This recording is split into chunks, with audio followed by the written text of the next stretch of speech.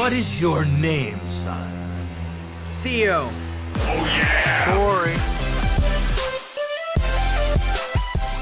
What would you guys do if I told you I found a show about a bunch of kids that learn about Nutri powers and the power of the food pyramid and how it can be used as a resource to defeat villains and take back the kingdoms and discover the powers that food contain in order to take down the bad guys? Crazy and convoluted as this, where would you find a show like that, you might ask?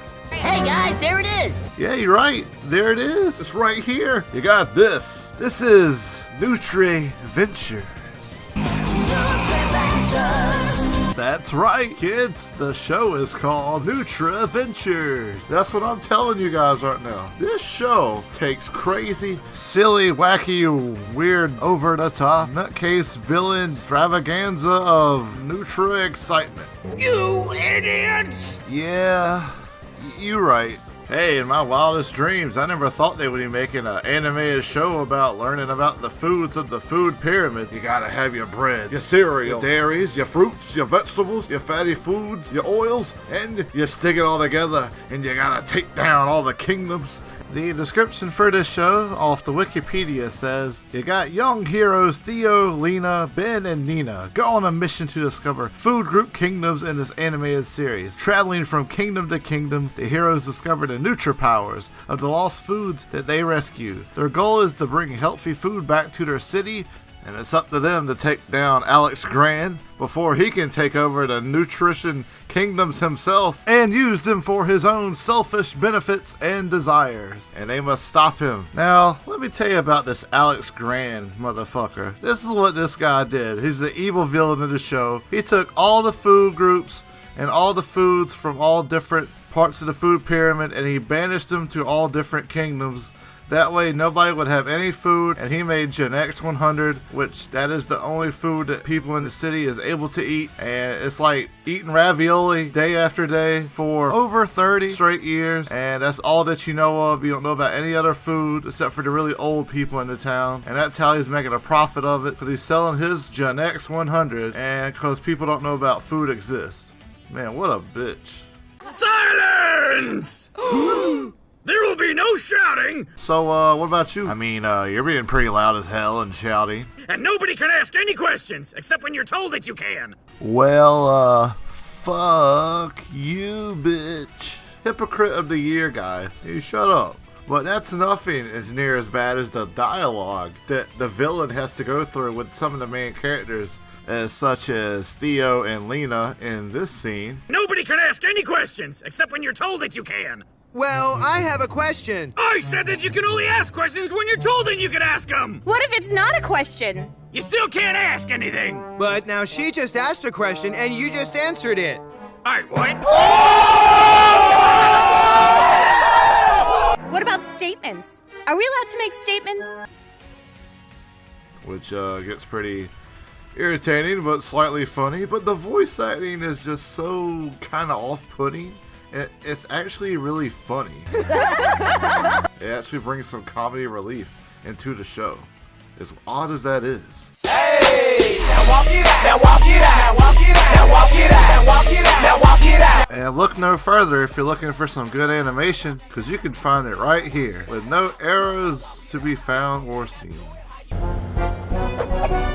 Yeah, that smells good. I must be in heaven. Well, I know I'm not. I already got me 2 packs of BC headache powder after just watching one episode of this.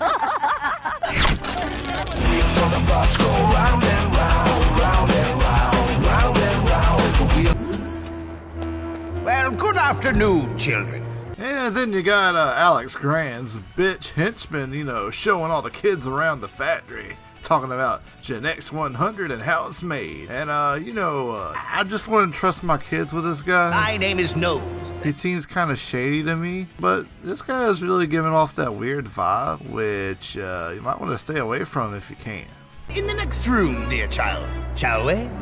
Do you see what I'm talking about? Now, the animation for this show, it's not nothing really great. I can't say too much great things about the animation. It looks like something you find on the back of a cereal box, which the show is about nutrition and the food pyramid, and cereal is a very important part of the bread group for the food pyramid. So maybe that's what they were going for. It's that Canadian animation. Looks like 16 or Grossology. Actually, it looks slightly worse than those, but that's something similar I would compare it to. Hey, even when the main characters for Nutri Lena, she even looks very similar to the character from the Grossology. Almost like a younger sister or a little distant cousin. They have some similarities, and Theo, it looks like some reject knockoff of Danny Fenton from Danny Phantom. He's a phantom. Now, something I really can hype the show up about, it had a really cool theme song. Hey, at least I give it that.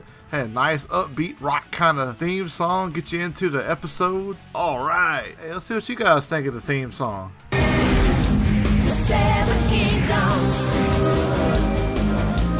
searching for fundamental, fighting the force of evil. Come on, Nutri Ventures. Oh yeah! Hey, I think I know what I can make it better though. Why don't we try adding this track? Standing tall on the wings of my dream. Rise and fall on the wings of my... Or maybe not. I think we'll stick with the original.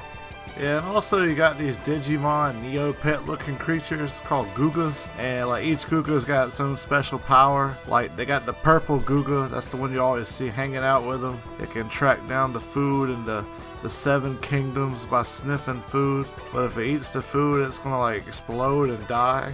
It's like a gremlin, I guess. So that's pretty interesting. You also got the got Guga Yellow. So he's like the martial artist, agile, skilled practitioner of martial arts. You got Guga White. Pretty much, Guga White is the Guga of the group that gives no shit and is dirty as hell and makes his own rules. You got Guga Orange, funny, a joker that loves playing tricks. You got Guga Red, a big scaredy cat. This Guga's so jumpy, he's even afraid of his own shadow. We got Guga Brown, who is the complete lazy ass of the group that doesn't feel like doing anything and all he wants to do is take a damn nap. You got Guga Blue, the grumpy and grouchy Guga. He's always pissed off and mad at the world. You also got Guga Green. He's off the wall, more than one screw loose, and he doesn't have any logic, and he's absolutely a wacko.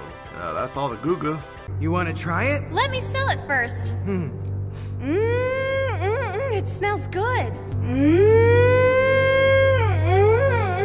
Yeah, also in this world, it makes it interesting because having the food is almost like having drugs. Yeah, it's like every time the kids try some new food, they start spazzing all out and getting all crazy and freaking out at like they're having a seizure. And I guess that's just the power of the Nutri powers. You just start going crazy and losing control. Man, I gotta get me some of their food they're trying. The food looks pretty good. I'm sorry I spoke to you the way I did.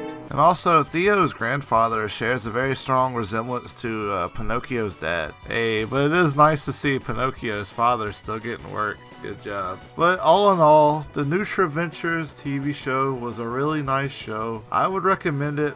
You serious? It's good for a good laugh or two. You can watch all the episodes now on Hulu. I think there's like 50 episodes or so. But yeah, just good luck with that and see what you think of it. And this has been Corey, and peace out everybody. And remember, if you liked the video, try to like, comment, subscribe, and I'll see you guys next time. Peace out. Oh yeah, Corey.